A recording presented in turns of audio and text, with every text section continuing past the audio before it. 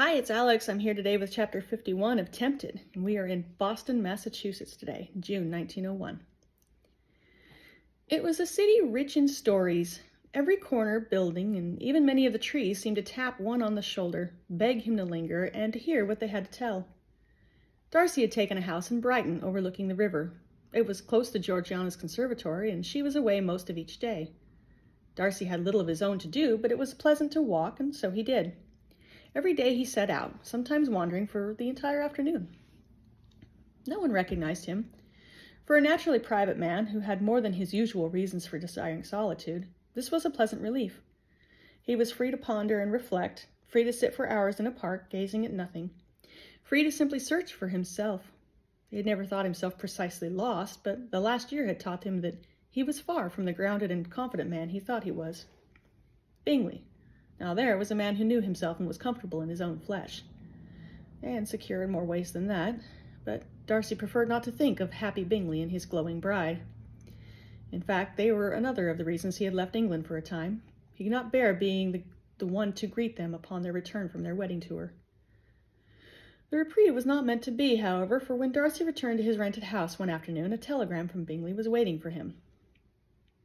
Letter from Gardiner. Stop. Mrs. Bennet and her daughters going to New York instead of London. Stop. Gardiner says you directed them there. Stop. Please advise. New York. His last message to Mr. Gardiner had clearly directed that gentleman to contact Bingley in London for further arrangements regarding the family. Perhaps it had not arrived in time or had been misunderstood. His stomach sank. Did that mean 3 women were presently wandering New York, expecting to meet someone who would never come? Oh, this was entirely his fault. It was he who had secretly conceived the idea to surprise Elizabeth by bringing her family to her. Bingley had not been involved at all, except to be informed of it. And when he had lost Elizabeth, everything changed. Darcy nearly ran back to the door for his hat and hailed a cab. The letter was too slow. He needed it to talk to Mr. Gardiner at once. Yes, I said Goose Creek, Darcy repeated into the telephone receiver. Wyoming. No, not Little Creek. Goose. Goose. Yes, I will wait. 30 seconds of tapping and clicking noises followed, and he heard the operator speaking to another relay. More clicking. Another relay. And another. Sir, I have the rail office at Little Creek on the line. Go ahead. Darcy groaned and tried to set her right again. The call was going to cost him half his fortune. Several minutes later, how long he could not say, she finally announced that he was speaking to the telegraph manager at Goose Creek. Mr. Gardiner, please. Edward Gardiner, at the Mercantile. The line crackled. Hold, please. Darcy leaned against the wall and rubbed his aching forehead. He wondered how far the rail office was from Mr. Gardiner's store, or if the man was even in town. Had he gone with Mrs. Bennet? He might never find them. Long minutes passed, and for some of them Darcy was certain the line had been disconnected. The static ceased, and he was tempted to tap the receiver or crank the handle again to raise the operator's attention. A quarter of an hour came and went. At last, a masculine voice came to the line. This is Gardiner. Darcy nearly shook in relief. This is Fitzwilliam Darcy. There was a brief silence. The Fitzwilliam Darcy of Derbyshire? Oh, it is an honor, sir. Darcy plugged a finger in his opposite ear.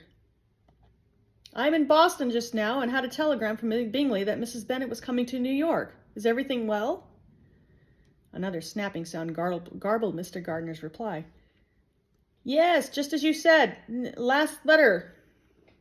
Bingley's letter? I sent a telegram before I sailed. Did you get it? Did Bingley write to you? Static. Friend of yours. He said he would escort. Mr. Gardiner, can you hear me? Darcy, are you there? Yes, I'm here. Where are Mrs. Bennet and her daughters now? The line cleared for a moment. Due New York tomorrow. Your friend would see them on their way. Bingley is in London. Did he send someone to New York? It sounded like Mr. Gardiner was standing out in the wind. Friend of yours, sailing for London on day. Got money you sent. Passage. A friend of mine. Mr. Gardiner, what day are they sailing? Friday. Eager to see her girls. I could not have stopped her for... Keep a tight watch on Lydia, though. Lizzie with you. Darcy closed his eyes. How could Mr. Gardner not have heard? Where is Mrs. Bennet staying in New York? How can I find her? I think Fifth Avenue. Or Victoria, depending on vacancy. Thank you. I will take a train to New York myself to meet them. Very kind of you. Sir, is it possible? Speak to Lizzie. Is she well? Old uncle misses her. He cleared his throat. Mr. Gardner, did Bingley not write of the present circumstances? Elizabeth is not with me. Poor though the connection was, the disappointment in Gardner's voice nearly matched Darcy's own. I see. No letter from Bingley. Well, then who wrote to you? Which friend of mine is escorting Mrs. Bennet? Well, fine fellow, very gracious, great favorite with the ladies. Mr. Gardner, the line broke up. What did you say his name was? George Darcy dropped the earpiece. Newport. The day had started promisingly enough. Elizabeth returned from her morning walk early and in a more nostalgic mood than usual. Having little else to do for an hour, and not hearing Richard moving about in his own room, she went to the hotel office and sat down with a pen and a piece of paper. Oh, how she ached to write to Jane! Perhaps it would not be so terribly alarming if she wrote as Mrs. Williams. Still, caution stayed her hand. Richard had been adamant that no word of their whereabouts should cross the ocean, even though they were safely out of reach of His Majesty's army. Elizabeth crumpled a page upon which she had written her sister's name and set her chin on her fist as her pen traced wistful letters in the air. She could write to Georgiana. Perhaps she was in Boston by now, and it should not be difficult to find the address for the conservatory. The office would be able to give her the letter. Meditatively, Elizabeth eased her pen across the page, savoring each stroke as a lifeline. Even if Georgiana should never get the letter, and she refused to consider that possibility, the simple act of writing to someone was a balm to her unmoored spirits. If someone she cared about could know that she was safe, and an approximation of where she was, then perhaps she was not yet so lost as she felt. Richard was in one of his fouler moods when she saw him later. Some days that was simply the way of it. Sorry. My thing started rolling. I couldn't find the spot. Some days that was simply the way of it. He was short with everyone, impatient with her and with himself, and surly when he ought to have been gracious. Perhaps it should not have surprised her, for had she not suffered her own emotional pinwheel, and his demons must have been far darker. But it concerned her every time she saw him thus. He was not entirely the master of himself on such days. He usually held his reserve with her, but with the guests it was another matter. The previous week, he might have gotten himself fired over a simple misunderstanding if she had not intervened. Today's worry was written in every line of his face. Perhaps he had not slept again, or the nightmares were particularly bad. Whatever the cause, he only heaved a weary growl when she offered him a cup of coffee. Naturally, she felt compelled to lighten his manner. A fine morning today. Did you see the sunrise? She attempted. There was a dove cooing just outside my window. I think it had a nest. Mrs. Annesley sent up a note thanking you for helping her husband yesterday. She said they've never had such a pleasant stay at any hotel.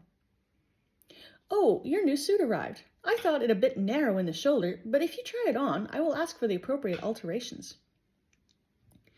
Every ploy he deflected with a one-word answer or grunt, and her natural stubbornness urged her to rise to the challenge until she was chattering like Lydia. Nothing was too trivial if it could make him smile or even respond for an instant. She did not dare bring up any subject of import, thinking anything of the kind might worsen his mood, and before long she was sounding childish and simple, even to her own ears. Finally, his irritation made a swift transferal to herself. "Leave me be," he growled. "For pity's sake, stop trying to fix me, Elizabeth." She stiffened. "I was only trying to help." He slammed his coffee cup down on the table. "You want to help? Then be a wife, not my mother or my bunkmate." In the space of 2 blinks, he rose and stormed out. She did not see him for some hours, and then it was in the company of 2 of the guests. He was polite, he was elegant, even with his rugged-looking eye patch, and he even managed to make the older woman blush with some well-framed compliments. For a moment, he was the old colonel again, the same man who had devised a revolving door of dance partners for her sisters so they would be spared unsavory attentions. The same man who had won her father's good opinion and sat with her in a dark warehouse to be certain she would not fracture after the worst moment of her life. And then, when they had finished with the guests, He cast a hard look her way before walking away from her. Elizabeth waited until the other couple were truly out of sight and caught up with him. "Richard, will you not speak to me?" His scowl tightened, but he relented with a jerk of his head towards the privacy of their apartment. She followed, tense and worried about what he had to say, but consoling herself that whatever it was, it would be better open to the air than festering under a haphazard bandage. He closed the door. "Elizabeth, do you want out?" "Out? I do not know what you mean." "You are too intelligent to trifle with me. It has been almost 2 months, and you are still holding me at a distance. I have to beg your permission to kiss you, and I feel as if I am kissing a wooden statue every time." Her hands moved helplessly. "We knew it would take time. You offered. You said you would not rush me. But I thought you would make some effort of your own." "I have," she whispered. But even then she could not be sure that she had done all possible. He paced a short circle, then came back. "Do you know what I see when I look at you, Elizabeth? What is in your eyes each time I try to come close to you? All I see is Darcy's reflection. Damn it, if you mean to make a go of this, you have to forget him." Her eyes were stinging now, and it was becoming difficult to breathe regularly. "I can't," she sobbed. "Why must I? Can I not love you both?" "Apparently not, and I was a blasted fool for thinking you could." He snorted and gesticulated. "I mean, what have I to offer the woman who could have had Fitzwilliam Darcy?" Her jaw hardened. "Stop it, Richard. I came with you. I even left the only family I had for you. I was never even able to say goodbye to my own sister. Is that not evidence enough that I chose you?" "No, you said it yourself. You had no choice, and now neither do I. I live each day with a woman so breathtaking she could have laid the tone at her feet, and I cannot touch her. I'm responsible for her well-being and happiness, but I can do nothing to contribute to them. Do you think I'm a saint, Elizabeth?" She blinked and her chin drew back. "What is that supposed to mean?" "It means I have desires too. It means I too have lost everything dear to me, and the one thing I can call my own will not have me. I see you every day, living here, walking by, tempting me with your beauty and your sweetness, and none of them are for me. You're not a man, Elizabeth, but—" He abruptly clenched his fist before his face, cutting off whatever else he had meant to say, then turned away from her. Blood was ringing in her ears now, and when she dared to blink, a cascade of moisture fell over her cheeks. "I never said I would not have you. I assumed one day we would have a family." "Really? You would have a child with a one-eyed cretin who makes your skin crawl?" "Richard!" She balled her hands and stalked towards him. "I have never said or implied any of that." "You say it every time you look at me. Your eyes scream it. You think they do not? It is why you cannot lie, Elizabeth, because every fiber of your being betrays you." "It has nothing to do with anything. How ridiculously small of you to blame your missing eye for this. It means nothing to me." "You mean it would mean nothing to you if you already loved me, but you don't." She crossed her arms. "Do you love me? Answer me honestly, because I cannot read you so easily as you claim to read me." He hesitated. "I care for you. But, as you have said, that is not the same thing. I want to love you. I know only one way to kindle that flame, and you will not have it." She lifted her chin. "You have not asked." He stared for several seconds, then slowly crossed the room. "I'm asking now." Something in her belly wormed and twisted, but she could not refuse him, could she? If this was all that was to be her future, then he was right. She had to let go of William and fill her hands with something else. Without even knowing how she was doing so, her head slowly nodded. Richard's arms came around her, and she closed her eyes. If she could just imagine, just for a second, that this was how it should be, that they fit, that he was the one she loved. But his lips were harder, his skin a different texture, and his scent all wrong. His hair was straight and clipped when her fingers ventured over his scalp, and his cadence and touch were all off-center. She arched back, and perhaps he took it for a signal of surrender. He scooped her up and carried her to his bed, where, presumably, all would be settled.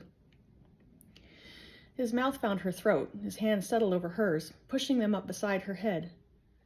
His weight now pressed her down. Lighter than William, and not so broad of shoulder, he was none the less more than a match for her. Oh, wretched, wretched fate! Her breath quickened. For the first time in months, her own horror flooded back upon her, a memory too vicious for piecing out. Sensations only, foreign hands, control spiraling, of a terror so fiercely visceral that all her reason could not overcome it. It had not been this way with William. She'd craved him, melded to him. And despite Richard's plea for her to forget William, it was far worse that she should make her own husband feel like an attacker. Think of William, she coaxed herself. Feel him, not other memories. She hitched her head back, grateful that he was not now trying to kiss her lips, but what he wanted from her was not his. Her body was an unruly thing, yielding only to one master, and his name was not Richard. He raised himself just enough for his palm to spread over her stomach, then began to work its tortuous way up, tracing the ridges of her stays inside her dress. She turned her head to the side, her teeth sinking into her lip until she tasted copper. If she could not hold fast to a vision of William, perhaps she could cause herself enough pain to distract her. But then the telling quake, the shuddering breath, and her facade crumbled. Her core clenched, and she crumpled in an unwavering sob. Richard sat up. I knew it, he muttered. The bed creaked, then sprang up as his weight left it. Elizabeth was still curled in a ball, weeping, when the door slammed. Okay. Stay tuned next time for Chapter 52.